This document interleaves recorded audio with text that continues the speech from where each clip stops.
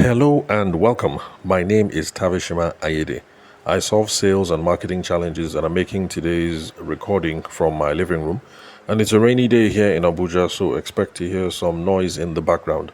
Now, the goal of this podcast is not to educate you guys on Abuja weather. The goal of this podcast is business education. So please spread the word so that friends and family members in Nigeria and abroad can benefit from the questions that we tackle. They can do that by subscribing on Spotify, YouTube, Apple, or any player of their choice. And if you'd love to connect with me, you can call, you can SMS, or you can WhatsApp me on 080 Today on the podcast, we're going to tackle a question that I suspect is on the mind of most of you, especially those of you who have businesses that are already running, not people who are thinking of getting into business, but you've been running a business and things seem to be going okay until like around that kind last election, fuel subsidy removal, all of that. So today, a question for you guys. And the question is, how do I sell effectively in a market with low purchasing power or fluctuating economic conditions?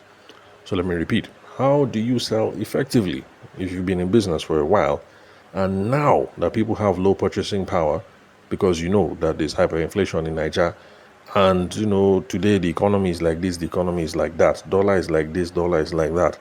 And trust me, it's a real thing because I've been consulting for different kinds of clients, people who sell services, people who sell products.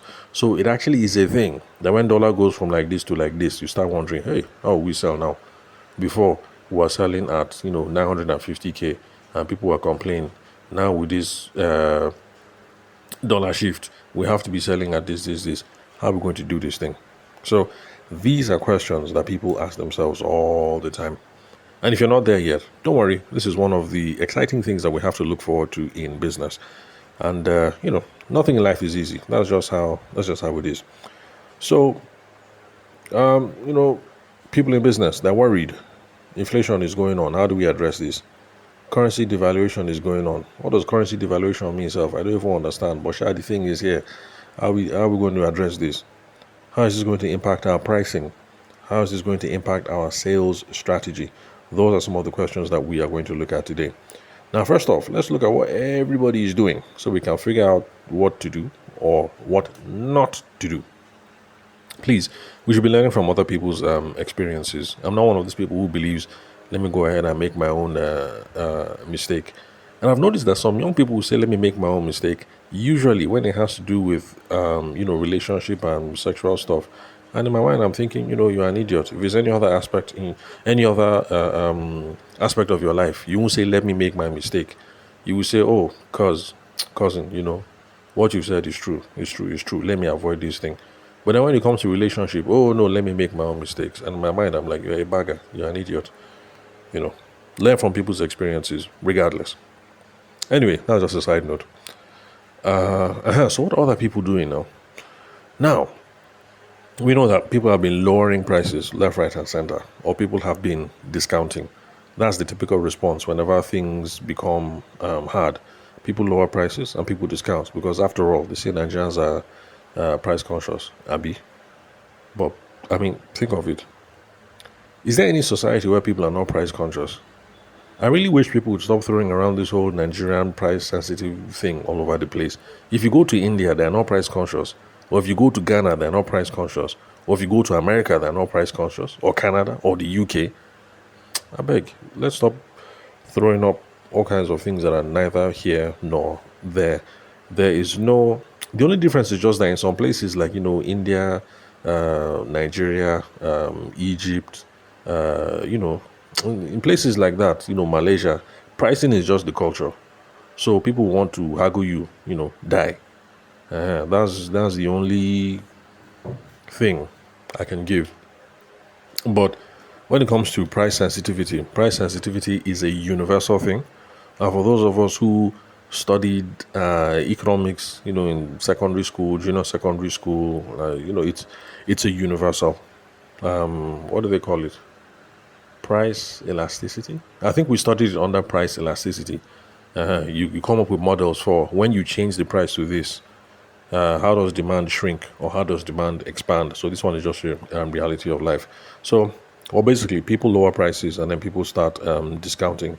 Then there's some people who reduce quality, and then there are other people who reduce quantity.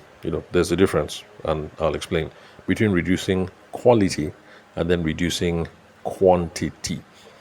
But let's start with the easy one now. Reducing quality. Now, quality. How will I put it? Quality is when you start to remove some of the good stuff so that you can save prices. Generally, that is a bad idea. Some of you will be wondering, what do you mean by that? Okay, let's take a trip down memory lane. During the military era, as things started to go really, really bad, the economy was really, really tanking. It is well known and well documented, even in the press, that what's this thing called? Is it saccharin? I think it's saccharin, that used to make bread. So in Nigeria now, I don't know much about baking, but for those of you who know about baking, you'll be able to vouch that what I'm saying is true. So it was well documented in the press and well noted by professionals in the catering space that instead of using all these kinds of, good ingredients to bake bread, what was happening was that bread bakers were going up and introducing more of saccharin and other stuff into baking. Is it even saccharin? Let me not mislead you guys. Anyway, there were some kinds of stuff, and basically that people were using as substitutes and additives to baking. And then, later on, it turned out that, this thing that people have been using as additives or substitutes in baking actually have carcinogenic properties. Like it turns out that it could have cancer. So, basically, there was a time when in Nigeria, eating agege bread, agege bread, that's the one that these children go about in Lagos with trays on their head, shouting agege buredi re. How do they say it? I can't remember. It's been a while.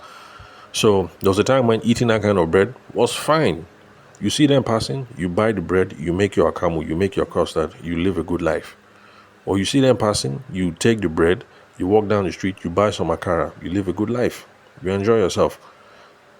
But then because of all these things that people started adding into it, because of tough economic conditions, people just stopped buying agege bread. Like if you could avoid it, like in my own house, we could avoid it. So it was a matter of, look, you know what? No more agege bread. Go and buy proper bread. So it's something that has happened before, and it's something that will continue to happen. That whenever times get bad, the economy is hard. Some people will say, ordinarily I'm supposed to put 3 spoons of this, 4 spoons of that. Instead of putting 3 spoons of this, let me reduce it. Let me put 2.5. So like that. That's how the quality starts going down. And even akara at some point, I heard that some people were not using full beans to make the akara, that they were using something else. But anyway, I can't remember. And then plus, this was a long time ago. Back when I was an embryo. So, but I'm just using that as an example to let you guys know that this is not theory. This is what happens. It has happened in the past. It is happening now that people are reducing quality, and it will happen in the future. Speaking of quality, there's a particular brand of toilet paper that my mom likes to use. I've never liked it because they're on the expensive end. I won't say the brand's name, so I won't spoil their market. But Momsy and people who used to like to use the brand, when all these things started, fuel subsidy, everything, they started complaining that I can't believe that my favorite brand, that this is what they're doing, that they started cutting down on quality. Abi, is it fake that we're buying, or what is it that is going on? But anyway, these things happen. When things get bad, there are some people who reduce quality. Now, should we reduce quality? I'll leave that up to those of you I'll leave it up to people in management to decide. But from the level of sales now, if they call you and they say, "Okay, salesperson, we're planning on reducing quality," what should you answer them?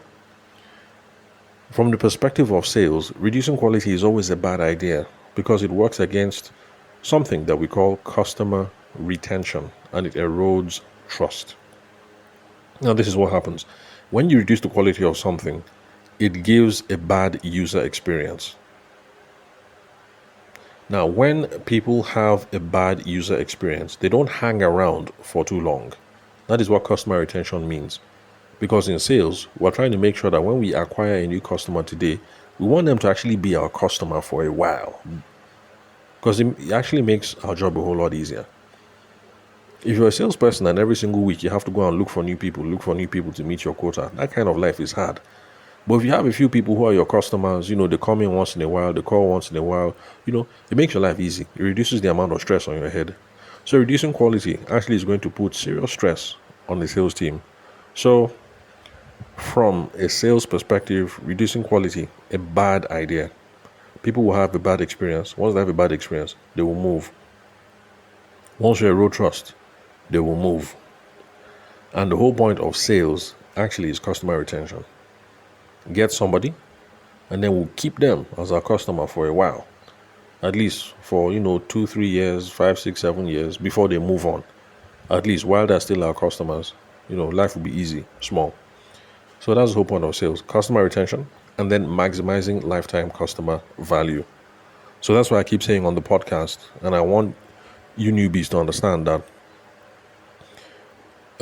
it's not about closing a sale.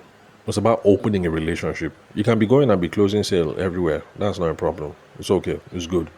But if you think about it as opening a relationship, that one is more profitable. Because if you open a relationship, the person is around for a while, money is exchanging hands, you're getting referrals, people are becoming buddies, you are becoming cool like that. That one is the one that pays more. So for sales, the game is always customer retention and then maximizing customer lifetime value.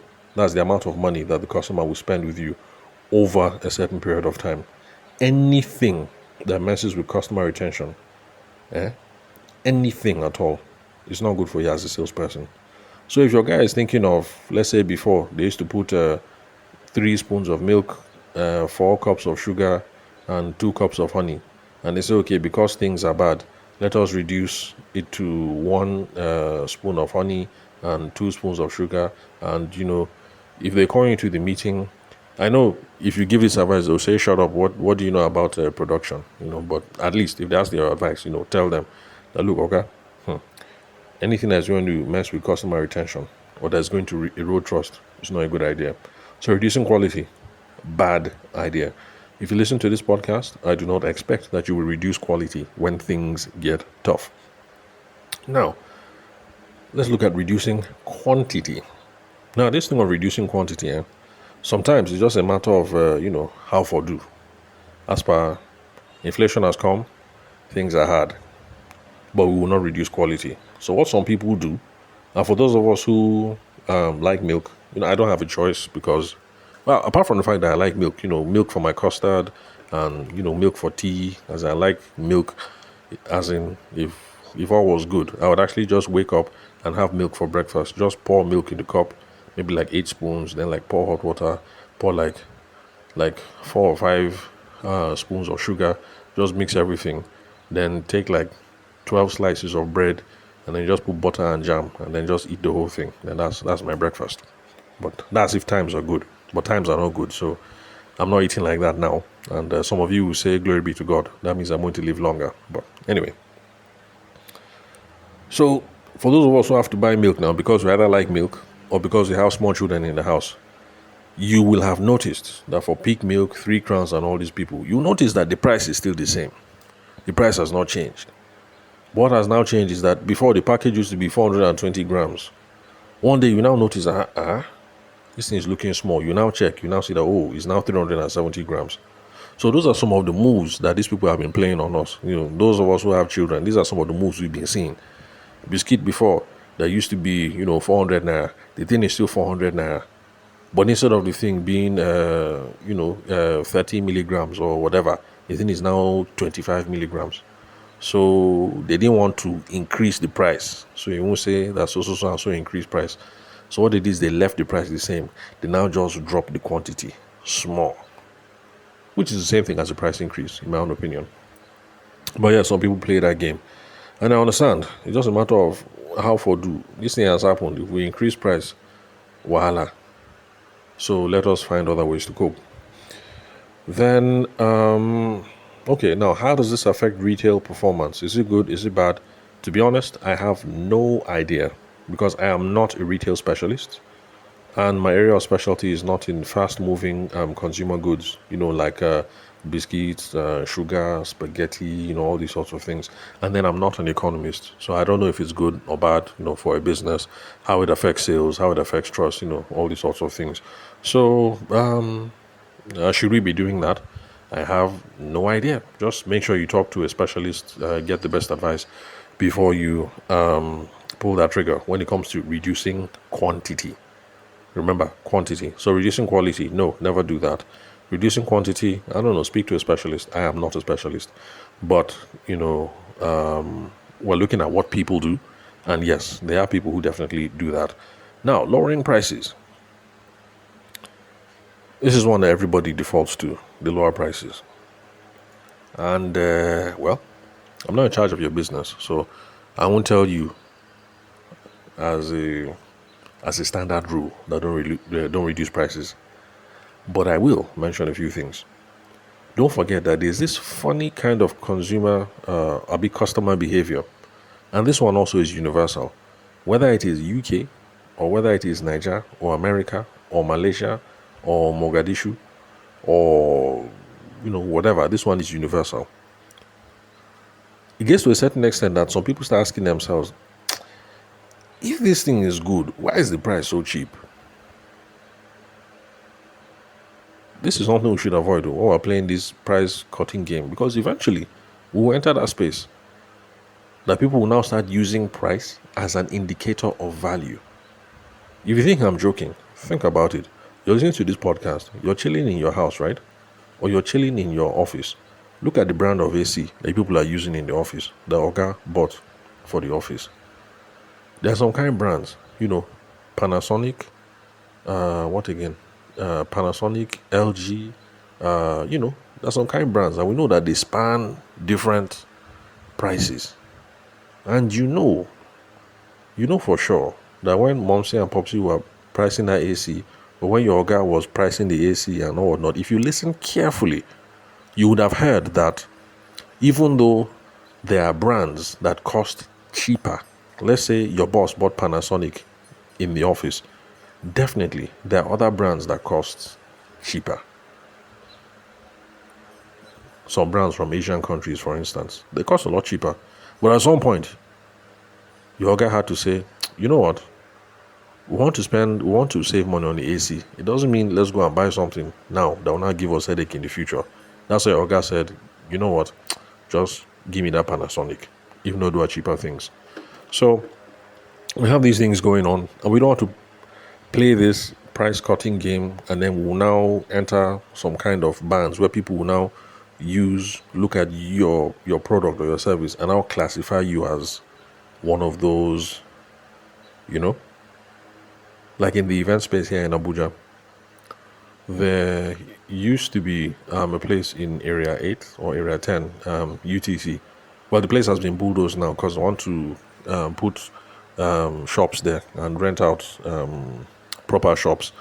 But there used to be photographers there, for instance, who, if you go there and you are looking at that time, if you're looking for a photographer for maybe like 30K a day, 20 or 30K a day, you want them to come and take picture for your children's party. Yeah, there were photographers there.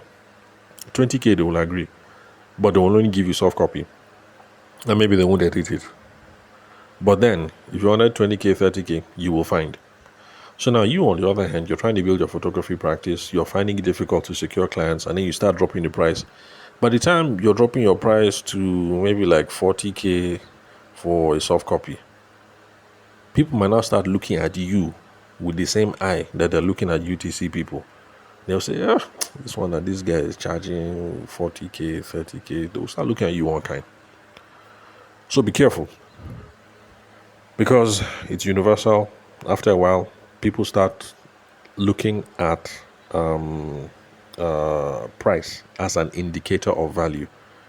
This guy is charging 1 million, therefore he's a pro. This guy is charging 500K, therefore they're all right.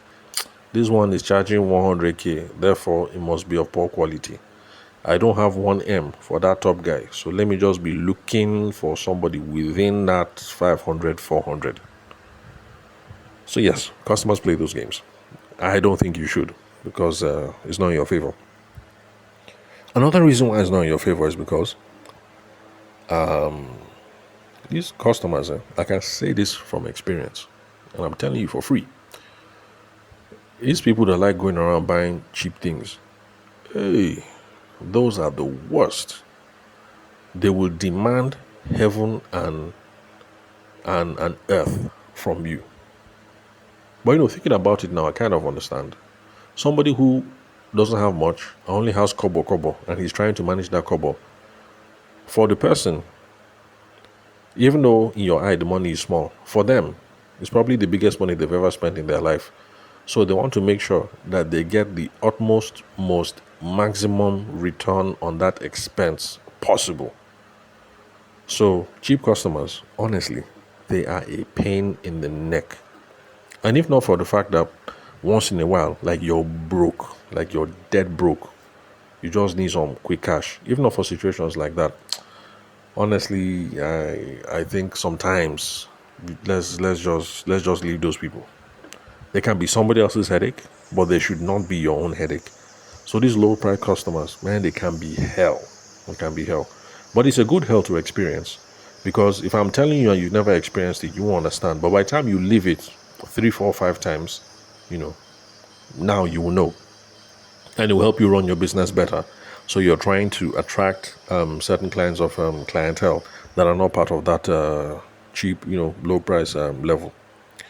Then another reason why lowering prices is not a good thing is because this is a common saying in sales. They say customers who buy on price will leave you on price. If the person bought your product or your service because you are the cheapest, and people have been managing to maintain some small relationship, next month if somebody comes out and the person is cheaper and it looks as if you people are the same, they will move straight. No notification, they will just move and then they'll stop answering your phone calls. You think, but we're friends now. Like, what happened? So customers who buy on price, they will leave you on price. And it's confirmed. There's no customer loyalty there. There's no customer retention there. You can't keep them. Once somebody drops the price, they're gone. Customer attrition is high. Attrition just means something that happens that causes customers to bounce, causes them to leave you. It is high. So it's because of all these reasons that I think lowering prices not a good idea. But between you and me, I won't say this from stage, but between you and me, I understand how, like things are rough. You just close eye and then you just collect one of those things because like you need some quick cash. Funny enough is when we were in law school, one of my professors, he told us during the class, he said, look, I'm not telling any of you to go and do charge and bail. So charge and bail used to be this thing back in the day. I don't know if they still do it now, when maybe like you're broke. So you just go to the court or you go to the magistrate court, for instance, and you see people who show up because they don't have a lawyer or they thought maybe they could handle it themselves. Then by the time they enter inside the court and they're overwhelmed, they're now thinking, like they need a lawyer. And then some people will just go and say, you know what, I can represent you. I will go inside the court now. I'll be your lawyer. And what you do is you just pay me 10K. Now, in legal circles, that is regarded as very disreputable behavior because we're supposed to be lawyers, we're supposed to be professionals. How you go and be standing outside the court and then start haggling yourself, like as in, is it prostitution? Like, no. Like, conduct yourself with some decorum. So charge and bail was seriously frowned upon. Because some people will do that. Police come, they're harassing you, they're going to put you before court. You don't have a lawyer. You just say, you know what? You go and talk to the person's relatives, you people don't have lawyer, no problem. I'm here. You guys just give me 5K, give me 10K. I'll stand in for you today and I'll do my best. So my professor, he admitted to also that in his days, sometimes when things were rough, he would go and do charge and bail. That there was one day he was able to get as much as, I think he said 80K or 90K, like that. He just went to the court, okay, I'll represent you, 10K, 5K. That's how he was able to raise like 90 grand. And then that solved his problem. But he admitted that he did it once and he only did it for one day only. He admits that he felt like crap and that he felt useless and that he felt cheap. But he was able to solve his problem. So I understand those times come where we just close eye and do this in sharp and hope for the best. But generally, lowering prices, Not recommended. Then, discounting. As far as I'm concerned, discounting and lowering prices, in my own opinion, they are the same. It's just that, discounting sometimes is temporary. I drop it now to get you in. But then it causes all kinds of problems because, I drop the price to get you in. Now that you're in, I want to raise it back to the normal price, causes some tension. And then, of course, customers who buy on price leave on price. So you discounted to get them. They are now in. You want to raise it back to the normal price. There's another person who is matching the price. That was your discount offer. Then they now leave. These things happen. So generally, I'll say discounting is not a good idea to entice the sale. However, there are times when discounting is good. Okay, let me put it this way. If you want to discount as a default to close the sale, then, sorry, let me check the time.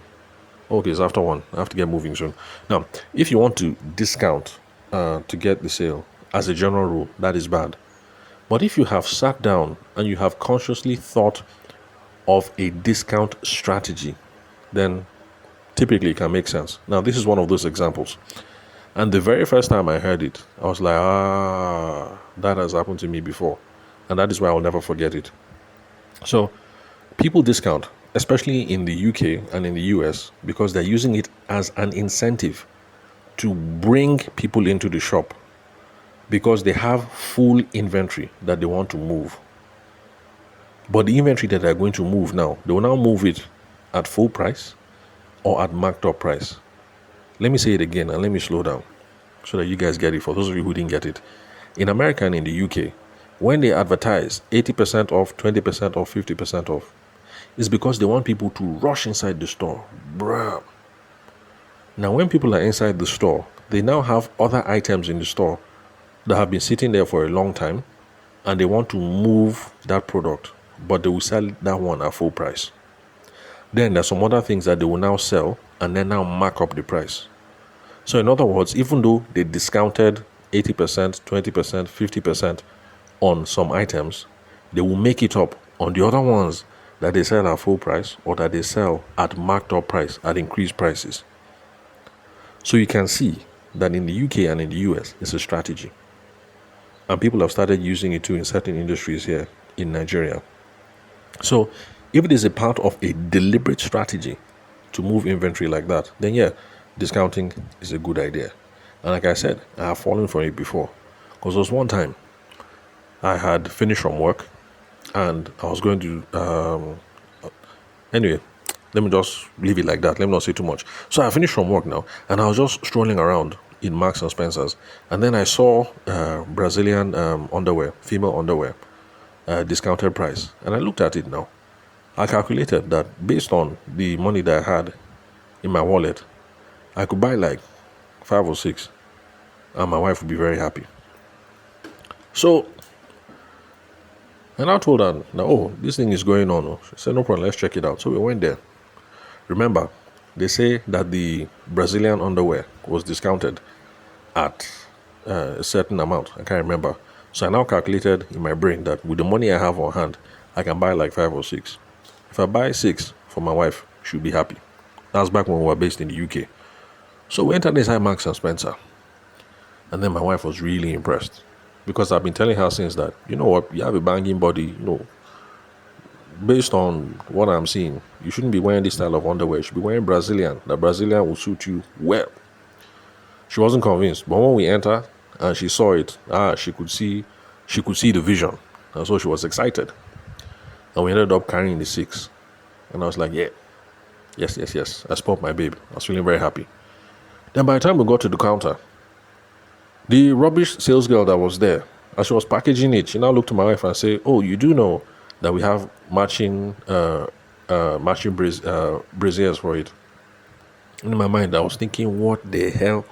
Because to be honest, I told you that based on the money that was in my hand, I already calculated that based on what I'm holding, I can buy like 5 or 6. We now bought 6. I'm already at the limit. This useless sales girl now said that there's matching brazier.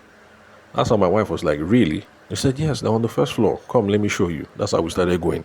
Then my heart started beating. Big beam, big beam, big beam. I said, whoa, what have I entered into? I went upstairs. Now, my wife was impressed. when she saw the Brazilian underwear. When we went upstairs and my wife saw the matching brazy, my wife just lost her mind. Eh? That is how we started doing fitting, checking different ones to match the color.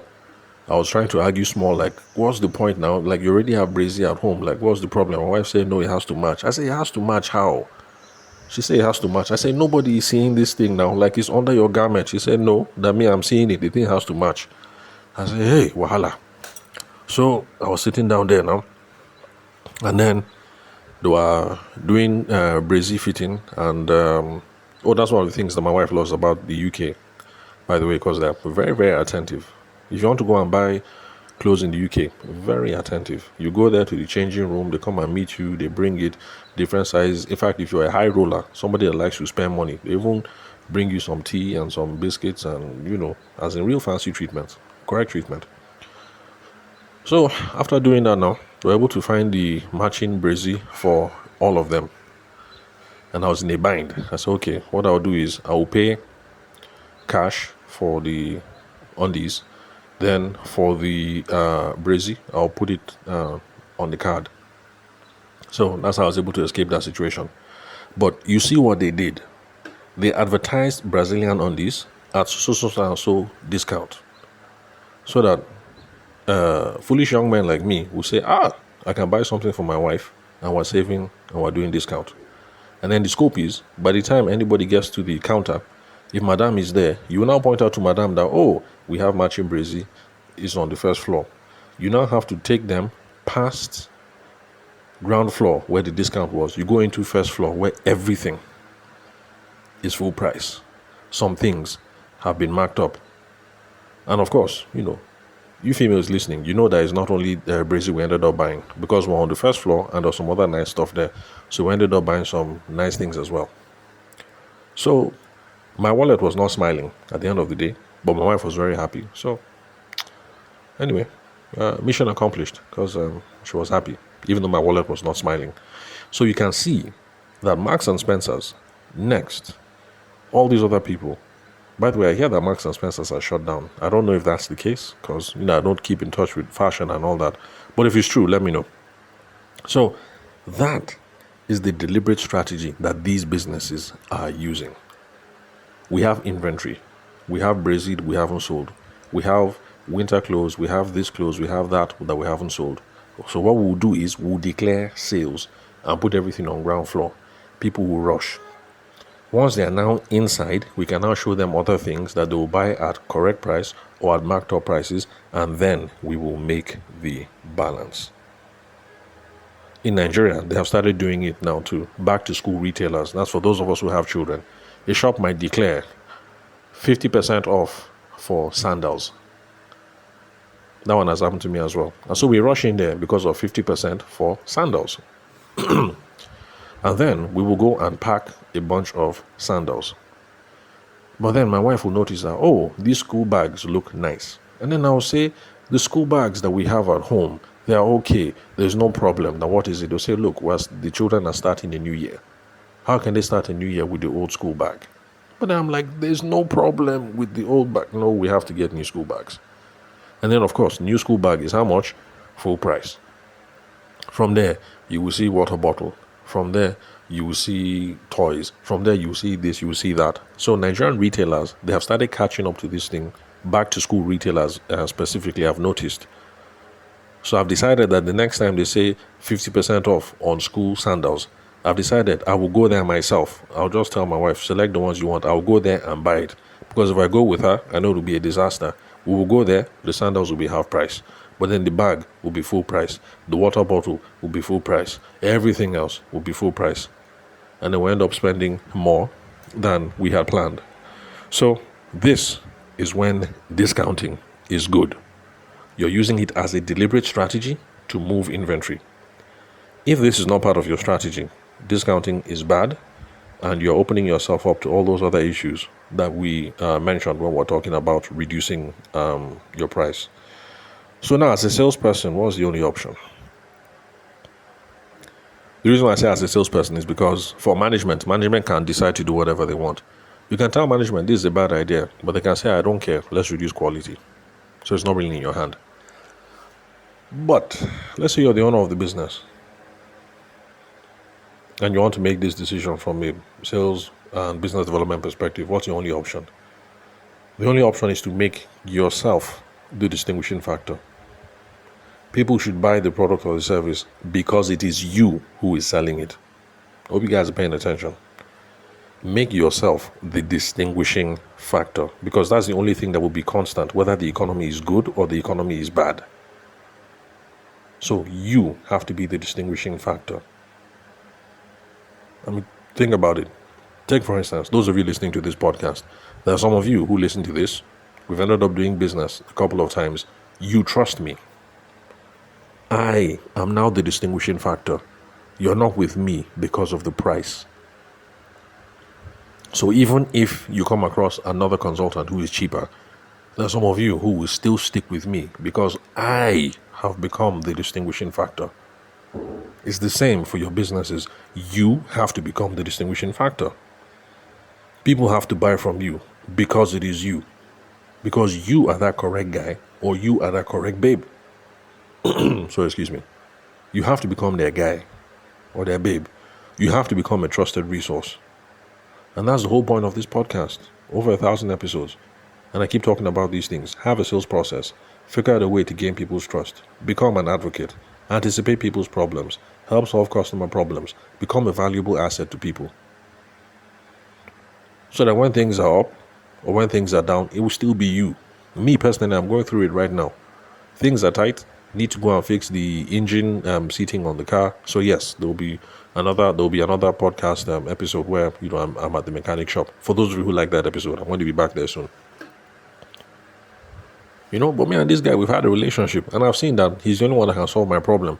Other mechanics, you go there, you want to fix one problem, another complication ensues. Now this mechanic is expensive because the guy went to school. And mechanics that went to school, they're very expensive, But what can I say? He went to school. He knows his work. So he can tell you. He can diagnose, this is the problem. If we fix this, that's the end. And that's why I like working with him. It's just that the guy is expensive.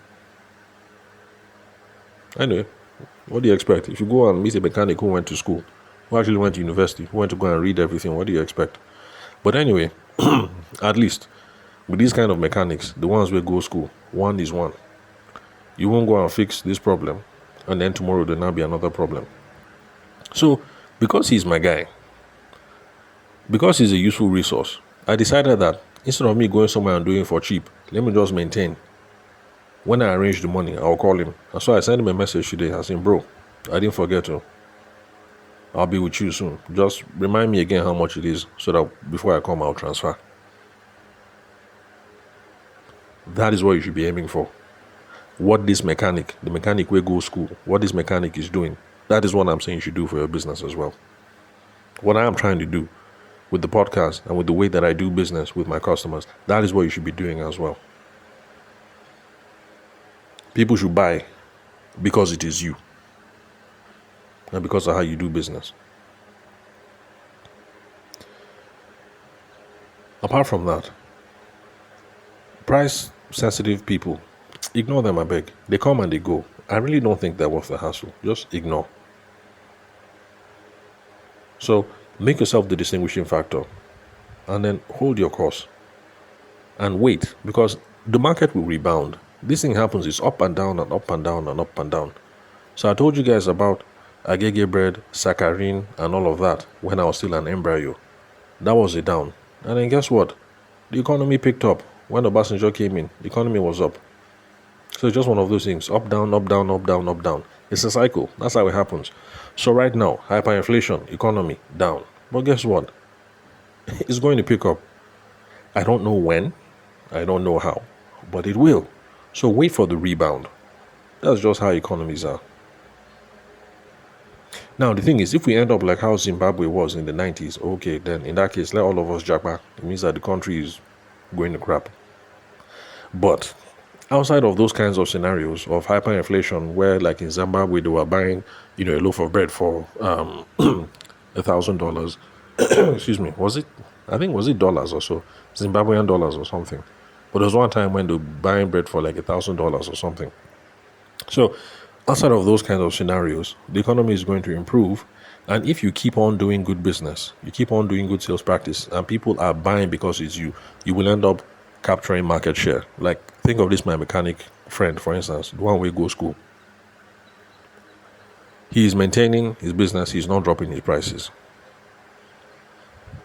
In fact, he increased his prices because, let's be honest, you must survive. As the economy is hard for everybody, it's hard for him as well. So he increased his prices and he's staying there.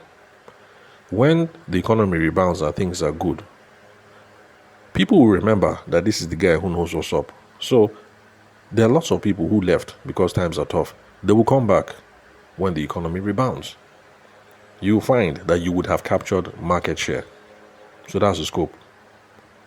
Make yourself the distinguishing factor. Stay your course. Keep your prices there as they are.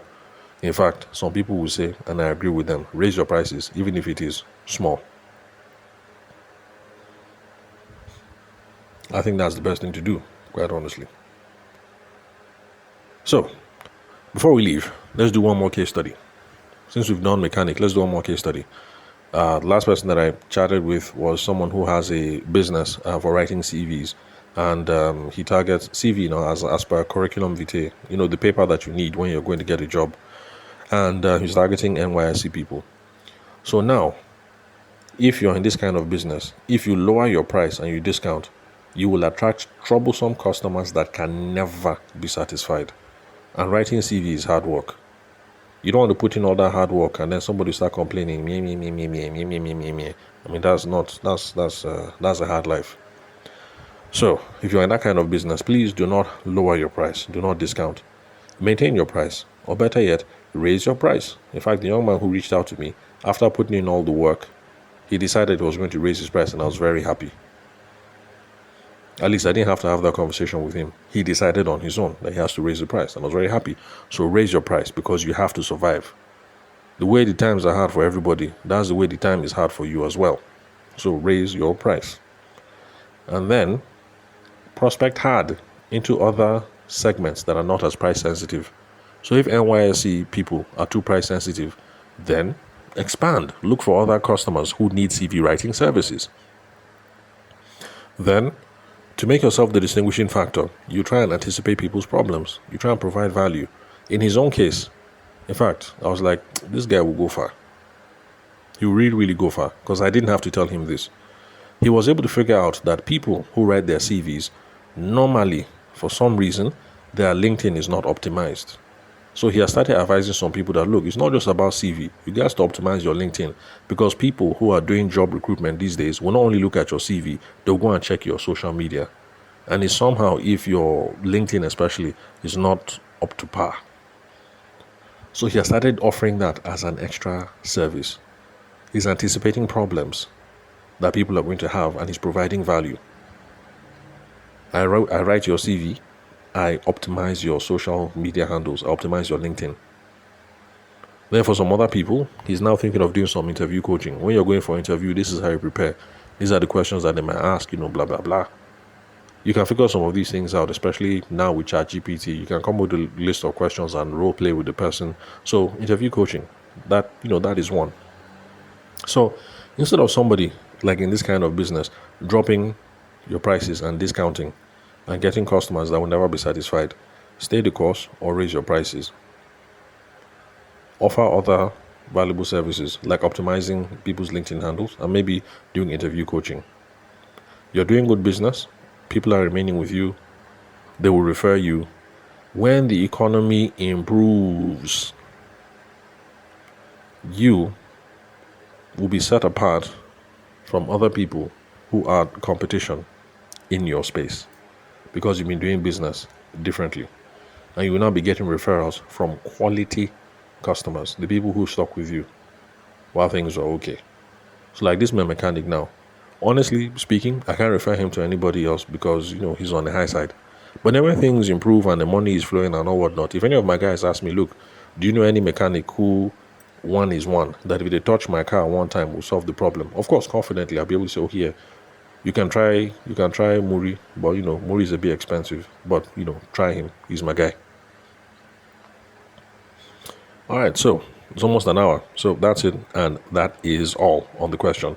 Remember, if you'd love to connect with me, then call, SMS, or WhatsApp me on 080-6466-2140. Thank you for your time and attention. I'll catch you next time. Same place, in your headphones or in your speakers.